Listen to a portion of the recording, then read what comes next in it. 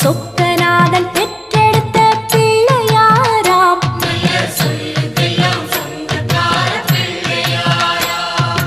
கைலாய மலைய விட்டு தெற்கே வந்தாராம்.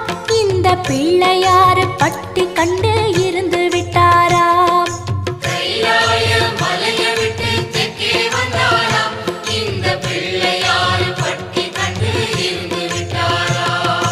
கணபதியார் வந்தாரம்மா, நம்ம உறவாக நின்னாரம்மா.